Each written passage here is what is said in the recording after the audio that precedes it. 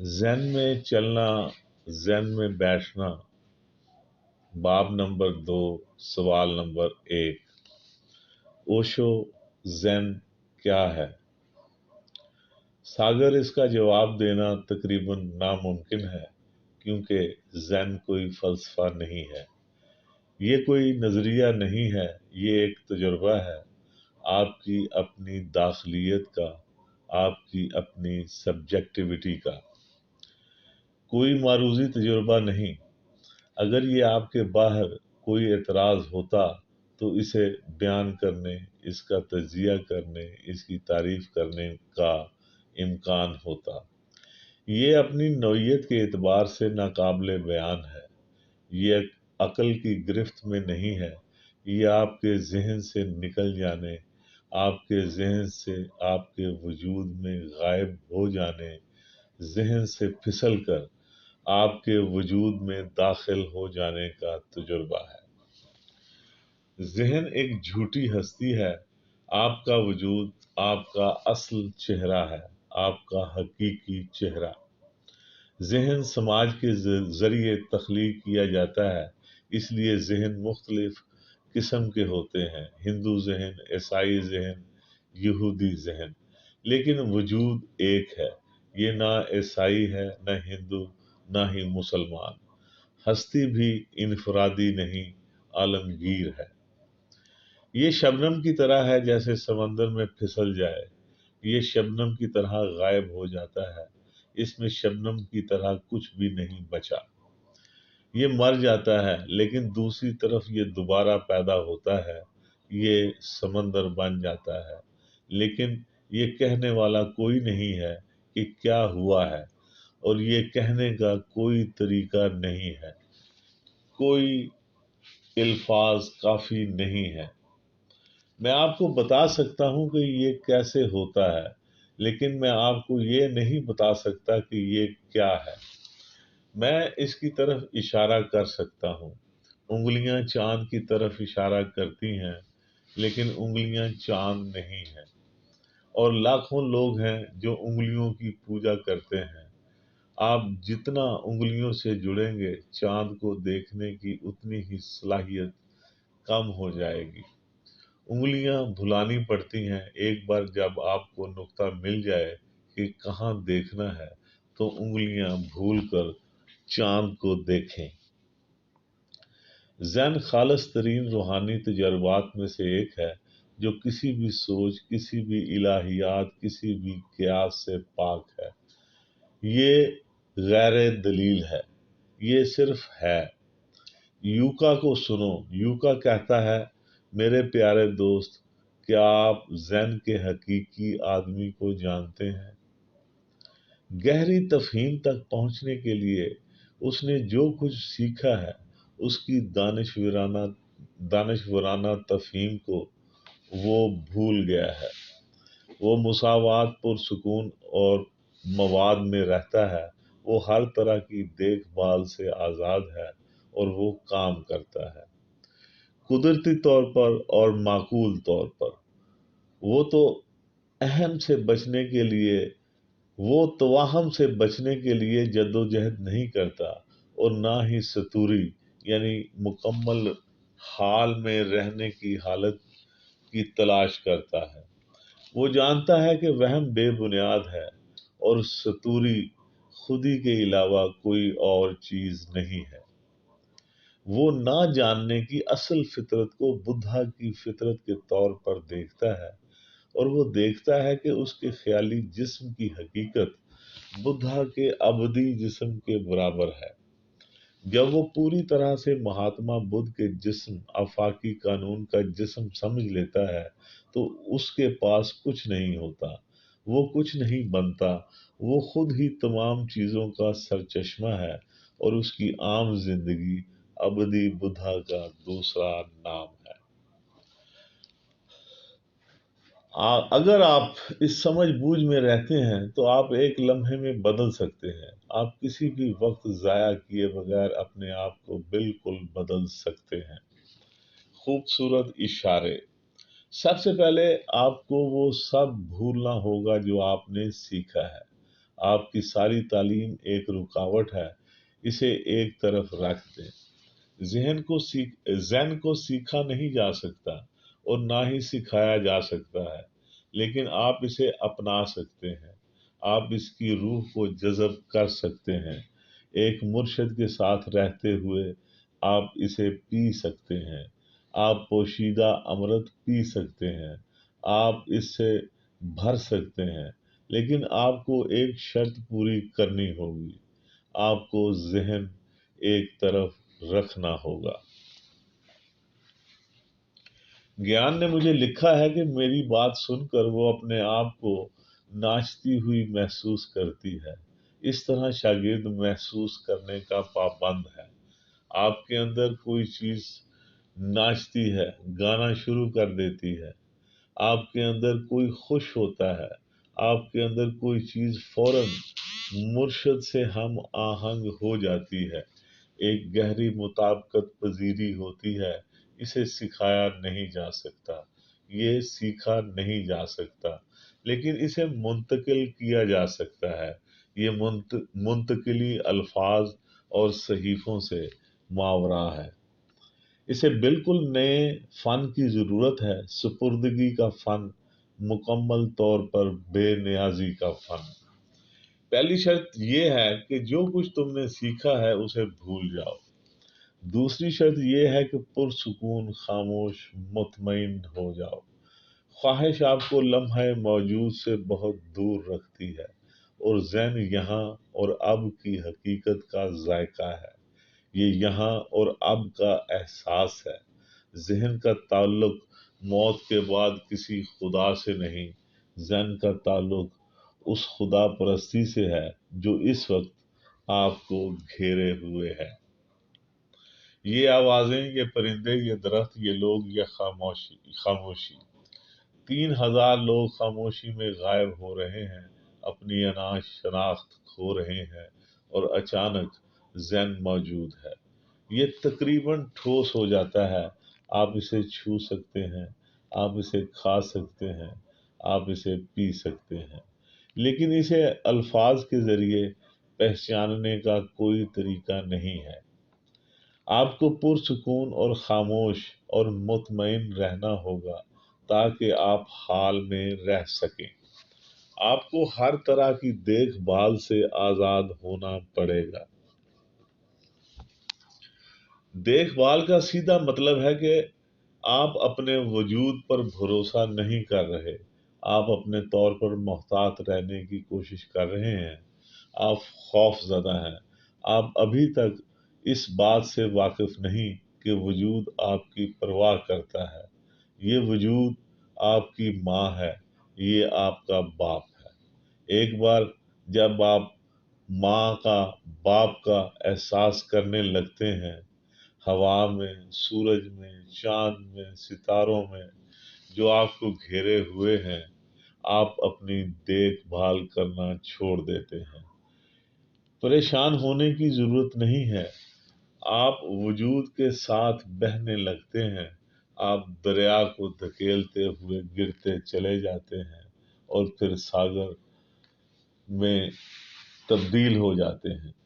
تم یہ سمجھنے کے قابل ہو جاؤ گے کہ ذہن کیا ہے۔ آپ کو فطری اور معقول طریقے سے زندگی گزارنی ہوگی۔ یاد رکھیں، معاشرے نے آپ کو بالکل مصنوعی بنا دیا ہے۔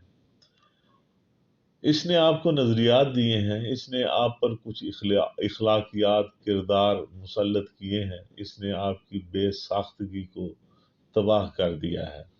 آپ کو اسے دوبارہ حاصل کرنا ہوگا، آپ کو اسے دوبارہ لینا ہوگا۔ یہ سب سے ضروری کام ہے۔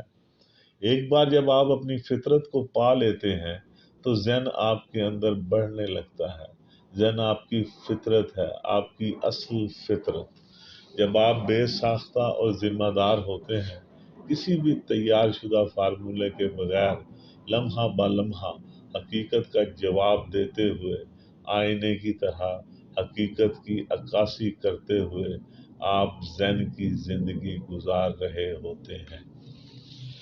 اور یہی معقول زندگی ہے، عقلی نہیں، یاد رکھیں، بالکل معقول۔ ایک معقول آدمی عقلی نہیں ہوتا، وہ مساوی نہیں ہے، وہ مترادف نہیں ہے۔ عقلی آدمی کبھی معقول نہیں ہوتا۔ عقلی آدمی ان سب باتوں کا انکار کرنے کی کوشش کرتا ہے جو غیر معقول ہیں، اور زندگی عقلی اور غیر معقول دونوں پر مشتمل ہے۔ معقول آدمی دونوں کو قبول کرتا ہے، وہ زندگی کے تضاد کو قبول کرتا ہے، وہ عقلی کو قبول کرتا ہے، وہ غیر معقول کو قبول کرتا ہے، وہ ان میں کوئی تضاد نہیں دیکھتا، اس لیے وہ غیر منقسم رہتا ہے۔ کچھ بھی اسے تقسیم نہیں کر سکتا، اس کے وجود میں کوئی تقسیم نہیں ہے، اور اسے کہیں کوئی تقسیم نظر نہیں آتی۔ اس کے لیے زندگی اور موت ایک ہے، اس کے لیے گرمی اور سردی ایک ہے، اس کے لیے مرد اور عورت ایک ہے۔ وہ جانتا ہے کہ تقسیم سطحی ہوتی ہے، گہرائی میں سب کچھ ایک ہے۔ وہ زندگی کی وحدانیت کو جانتا ہے، اس لیے وہ کسی تضاد سے پریشان نہیں ہوتا۔ ذہن کا آدمی تمام تضادات پر مشتمل ہے، وہ کافی وسیع ہے، وہ تضادات پر مشتمل ہے، وہ تضادات سے لطف اندوز ہوتا ہے۔ وہ زندگی کو مسئلہ نہیں بناتا، وہ زندگی کو ایک معمے کے طور پر دیکھتا ہے۔ وہ اسے حل کرنے میں دلچسپی نہیں رکھتا، وہ صرف اسے جینے میں دلچسپی رکھتا ہے۔ اسے انتہائی حد تک جینے میں دلچسپی ہے۔ وہ جانتا ہے کہ وہم بے بنیاد ہے، اس لیے وہ ہندو راہبوں کی طرح پریشان نہیں ہوتا جو دنیا سے بھاگ جاتے ہیں کیونکہ دنیا سراب ہے۔ کیا تم اس کی حماقت دیکھ رہے ہو؟ اگر دنیا سراب ہے تو اس سے بچ کیوں رہے ہو؟ کس لیے؟ اگر یہ نہیں ہے، اگر یہ واقعی وہاں نہیں ہے تو آپ کیوں فرار ہو رہے ہیں؟ اگر آپ کسی آدمی کو بھاگتے ہوئے دیکھتے ہیں اور آپ اس سے پوچھتے ہیں کہ تم کہاں جا رہے ہو، اور وہ کہتا ہے ایک رسی ہے جو صرف سانپ دکھائی دیتی ہے، یہ سانپ نہیں ہے اور میں سانپ کی شکل سے بھاگ رہا ہوں، آپ کہیں گے تم احمق ہو۔ اگر تم جانتے ہو کہ یہ رسی ہے تو دوڑنا چھوڑ دو، اگر تم جانتے ہو کہ یہ رسی نہیں ہے تو یہ کہنا چھوڑ دو کہ یہ وہم ہے، کہ یہ صرف ظاہری شکل ہے۔ لیکن یہ وہی ہے جو ہندو راہب ہزاروں سالوں سے کر رہے ہیں، دنیا کو مایا کہنا، فریب دینا اور پھر بھی اسے ترک کرنا۔ اپنی بیوی کو چھوڑ دو کیونکہ بیوی وہم ہے، اپنے بچوں کو چھوڑ دو کیونکہ وہ فریب ہے، اپنی روزمرہ کی عام زندگی کو چھوڑ دو کیونکہ یہ وہم ہے، ہمالیہ کی طرف فرار، یہ سب کچھ فریب ہے۔ لیکن تم کیوں بھاگ رہے ہو؟ کس لیے؟ یہ ذہن کی خوبصورتی ہے۔ ذہن کہتا ہے کہ وہ جانتا ہے کہ وہم بے بنیاد ہے اور ستوری خودی کے علاوہ کوئی چیز نہیں ہے۔ وہ جانتا ہے کہ سب فریب ہے، اس لیے بھاگنے کی ضرورت نہیں، یہ بے بنیاد ہے، آپ کو اس سے پریشان ہونے کی ضرورت نہیں ہے۔ یہ ایک رسی ہے، یہ ایک سانپ لگتا ہے تو فرار کیوں، ترک کیوں؟ اسے سانپ نظر آنے دو، اسے رسی کی طرح رہنے دو۔ جو بھی کچھ ہے ظاہر ہے، بے بنیاد ہے، اس لیے ترک کرنے کی ضرورت نہیں ہے۔ ذہن ترک کرنا نہیں سکھاتا، یہ سمجھ، بیداری، چوکنا چیزوں کو ویسا ہی دیکھنے کی صلاحیت سکھاتا ہے، اور پھر کہیں سے بھاگنے کی ضرورت نہیں۔ آپ جہاں کہیں بھی ہوں، ذہن آپ کو پرسکون رہنے میں مدد کرتا ہے، اور خدا کو تلاش کرنے کی ضرورت نہیں ہے۔ ستوری، سمادھی، روشن خیالی کی تلاش کی ضرورت ہے۔ تلاش ہی ایک رکاوٹ ہے۔ ہم چیزوں کو صرف اس صورت میں تلاش کرتے ہیں جب وہ ہمارے وجود میں نہ ہوں۔ اگر وہ ہمارے وجود میں ہیں تو ڈھونڈنے اور تلاش کرنے کی ضرورت نہیں، پرسکون ہو جاؤ۔ اسی آرام میں آپ نے انہیں پایا ہے۔ ستوری ہماری فطرت ہے، سمادھی ہماری فطرت ہے، خدا हमारी फितरत है। लिहाजा ज़ेन का आदमी कहीं नहीं जाता, वो सिर्फ अपने आप में आराम करता है।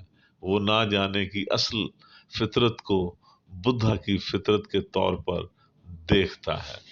ना जानने की हालत से काम करना हाल में काम करना है। अगर आप जानने की हालत से काम करते हैं तो आप माजी में काम कर रहे हैं। तमाम इल्म माजी से है। इल्म का मतलब है माजी। आपके तजर्बात, आपकी यादें, अगर आप इनके जरिए काम करते हैं तो आप हकीकत का जवाब नहीं दे रहे।